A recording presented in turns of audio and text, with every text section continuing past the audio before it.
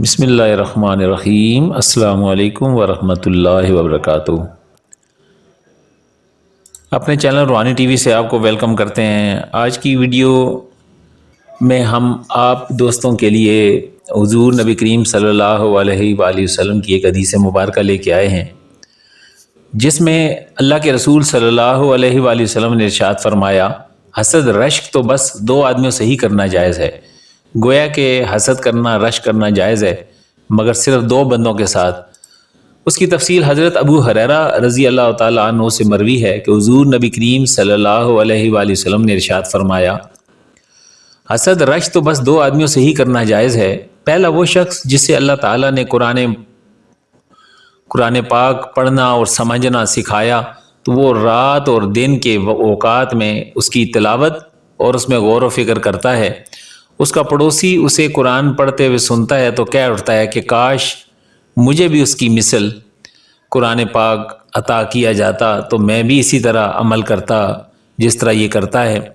اور دوسرا وہ شخص جسے اللہ تعالیٰ نے مال بخشا ہے اور وہ اسے اللہ تعالیٰ کی راہ میں صرف کرتا ہے، خرچ کرتا ہے۔ دوسرا شخص اسے دیکھ کر کہتا ہے کہ کاش مجھے بھی اتنا مال ملتا جتنا اسے ملا ہے تو میں بھی اسی طرح صرف کرتا جس طرح یہ کرتا ہے۔ یہ حدیث مبارکہ متفق علیہ ہے۔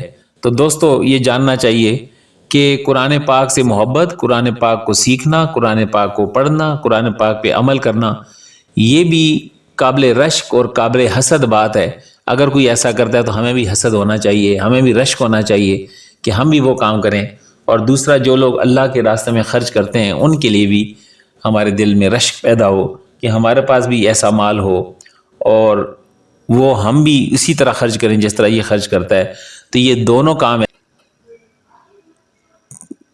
دونوں کام ایسے ہیں جو قابل فائدہ ہیں اور اس سے فائدہ حاصل ہوگا۔ حالانکہ حسد کرنا بہت بری بات ہوتی ہے، لیکن اس دو آدمیوں کے لیے حضور نبی کریم صلی اللہ علیہ وسلم نے فرمایا کہ رشک آپ کریں، جائز ہے، اور آپ کو اس کا ثواب ملے گا کہ آپ نیکی کے لیے حریص بنتے ہیں۔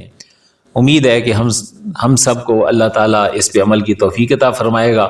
اگر آپ کو ہمارا چینل پسند آیا تو سبسکرائب کیجئے، کمنٹس کیجئے، اور اگر آپ کو کسی معلومات سے آگاہی چاہیے تو اس کے لیے آپ کمنٹس کیجئے، ای میل کیجئے۔